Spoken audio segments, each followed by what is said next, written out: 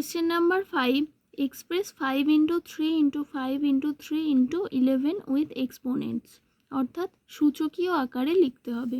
কিভাবে লিখব দেখো, দুটো 5 রয়েছে, তাহলে প্রথমে লিখব 5 স্কোয়ার ইন্টু দুটো 3 রয়েছে 3 স্কোয়ার ইন্টু 11 একটাই রয়েছে 11 যেমন আছে লিখে দিলাম। এটাকেই সূচকীয় আকার বলা হয়। Question number 6, write the counting number which is neither prime নর কম্পোজিট। এমন একটা সংখ্যা যেটা মৌলিকও নয় যৌগিকও নয়। আমরা প্রত্যেকেই জানি সংখ্যাটি হলো 1।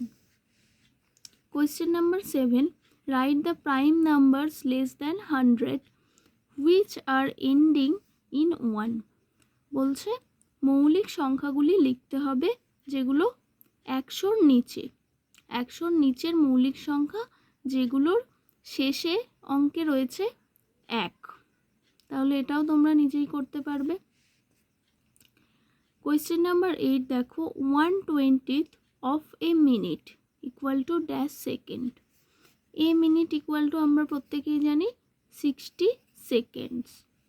তাহলে 60 সেকেন্ডস বা 60 সেকেন্ডের 1/20 বা 1/20 অংশ সমান কত সেকেন্ড। তাহলে কিভাবে করব, অফ মানে হলো গুণ, 60 ইন্টু 1/20। এবার আমরা কাটাকুটি করব, 0 0 কাটলাম, 2 ইন্টু 3 হয় 6, অ্যান্সার হলো কত 3 সেকেন্ডস। কোয়েশ্চেন নাম্বার 9 দেখো, 9/10 অফ এ রুপি। আবার কোয়েশ্চেন নাম্বার 8-এর মতোই অঙ্কটা। এ রুপি মানে কত পয়সে, 100 পয়সে।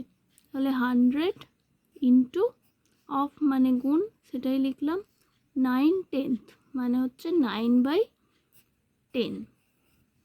এবার তোমরা কাটাকুটি করে পয়সায় উত্তরটা নির্ণয় করবে। দেখো এখানে পি ফর পয়সে লিখেই দিয়েছে, তাহলে যে উত্তরটা বেরোবে সেটা হবে পয়সে। কোয়েশ্চেন নাম্বার 10 দেখো, রাইট 2/9 ইন ওয়ার্ডস।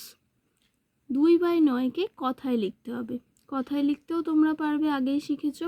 আশা করি অঙ্কগুলো বুঝতে পেরেছো। বুঝতে না পারলেও তোমরা আমাকে ক্লাসে জিজ্ঞাসা করো। বাই সকলকে।